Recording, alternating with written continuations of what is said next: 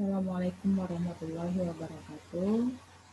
Kita masuk pada pertemuan ke-9 ini hari dengan mata kuliah Bank dan Lembaga Keuangan Berkembang pada materi Bank Umum berdasarkan prinsip syariah.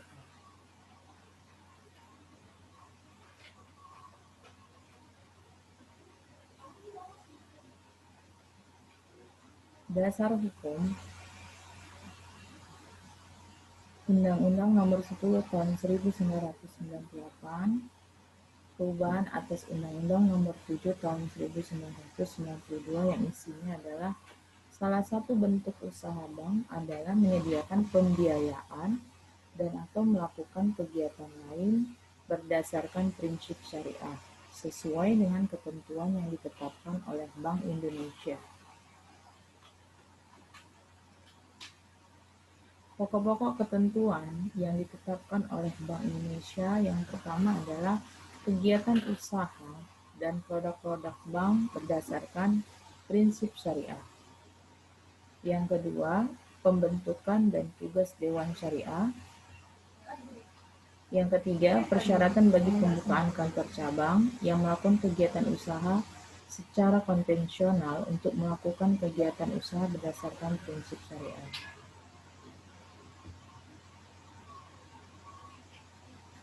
Bank umum konvensional berdasarkan prinsip syariah melalui yang pertama adalah pendirian kantor cabang atau kantor di bawah kantor cabang baru. Atau yang kedua, pengubahan kantor cabang atau di bawah kantor cabang yang melakukan kegiatan berdasarkan prinsip syariah.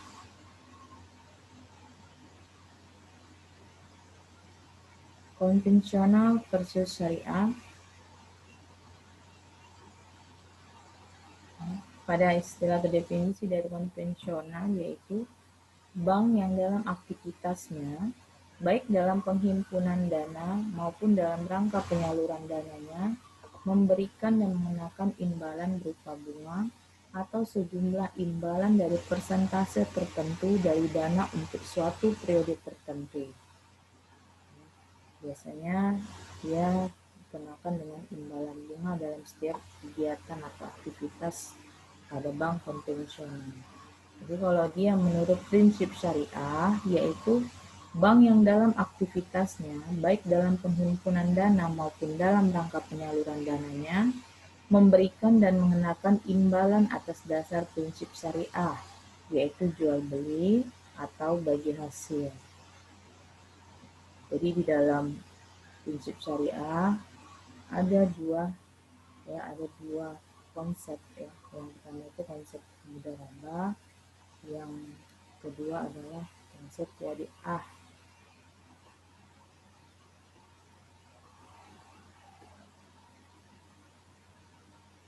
Bank syariah ya dalam kegiatannya sama dengan bank konvensional, ada 6. Yang pertama berinvestasi yaitu pada usaha yang halal.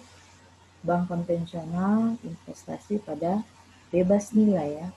Kalau di bank syariah yang kedua adalah bagi hasil, yaitu margin keuntungan dan fee atau upah hasil dari proyek atau usaha yang dibangun atau usaha yang dijalankan.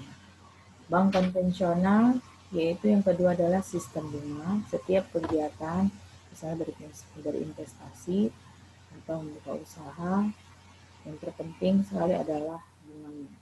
Yang ketiga adalah besarnya berubah tergantung kinerja usaha. Itu maksudnya di sini besar profit ya atau nilai nisbahnya. Kalau yang ketiga pada bank konvensional adanya besarnya tetap, itu tidak berubah gitu. Setiap hitungan persentase bunganya tetap. Misalnya sekitar 4,35% dari setiap tabungan atau setiap investasi semua usaha. Pada bank syariah yang keempat yaitu profit dan falah oriented. Pada bank konvensional yang keempat adalah profit oriented. Di mana pada bank syariah ya, profit dan falah oriented ini semata-mata mencari keuntungan. Selain mencari keuntungan ya, termasuk mencari kemenangan ya, kemenangan di mata Allah itu baik di dunia dan di akhirat. Kalau di bank konvensional, semata-mata hanya mencari keuntungan di dunia saja, profit oriented. Bank syariah yang kelima adalah hubungan kemitraan, ya, selalu tetap dijaga. Bank konvensional yang kelima adalah hubungan debitur atau kreditur, ya, hanya sebatas si nasabah dan si peminjam. Kalau di bank syariah, kemitraannya bisa dari nasabah, si peminjam, baik dari lembaga-lembaga yang lain, gitu. Atau dari dewan pengawas bisa masuk pada bank syariah itu hubungan kemitraannya. Itu yang termasuk dia bank syariah yang keenam, yaitu Dewan Pengawas Syariah atau dikenal dengan DSN atau Dewan Syariah Nasional, dinaungi di bawah Majelis Ulama Indonesia (MUI) dengan mengikuti aturan, ya, tunduk pada aturan OJK, ya, atau otoritas keuangan. Pada bank konvensional, ya, tidak ada lembaga sejenis, tetapi tetap dinaungi pada aturan atau tetap tunduk pada aturan OJK, Otoritas Jasa Keuangan. Dan di sini tidak perlu adanya Dewan Pengawas Syariah, ya, pada bank konvensional. Bunga versus bagi hasil. Sistem bunga, yaitu penentuan suku bunga, misalnya pada saat akad, itu pihak bank selalu untung.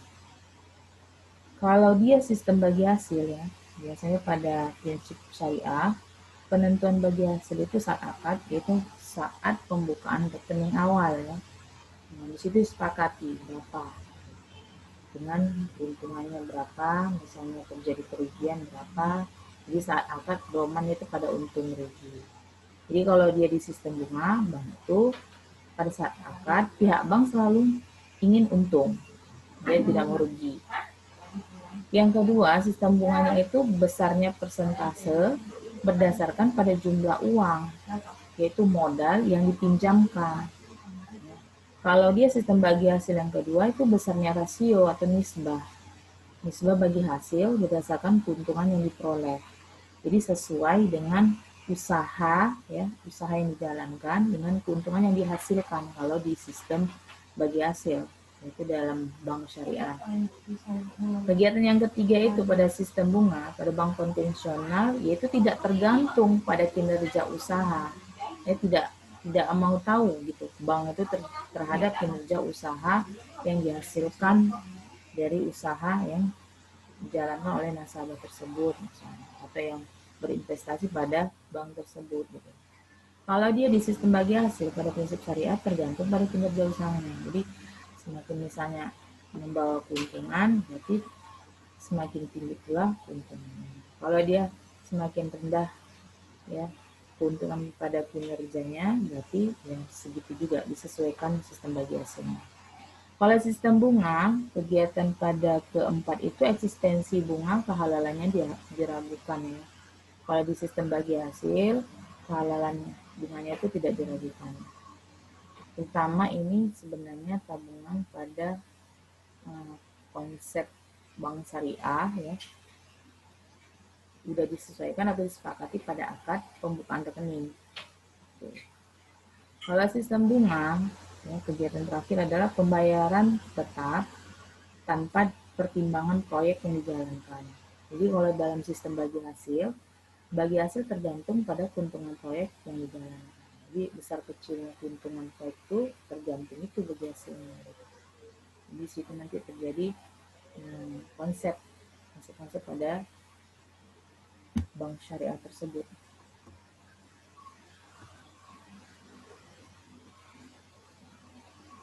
Banyak macam pada bank syariah itu, banyak macam jenis, ya. Ada bank umum syariah, Bank Muamalat Indonesia atau dikenal dengan BNI, Bank Syariah Mandiri atau biasanya kita dengar dengan BSM. Ada Bank Syariah Indonesia. Pada unit usaha syariah, ya, itu ada BRI Syariah, BNI Syariah, BTN Syariah, Bank Danamon Syariah, Bank Niaga Syariah, BI Syariah, dan lain-lain.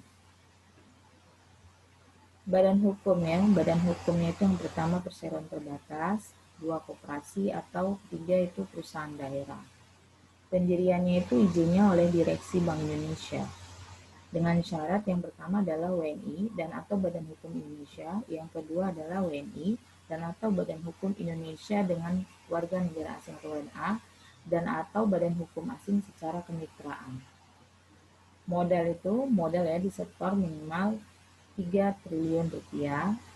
Kalau dia di WNA dan hukum asing maksimum 99%.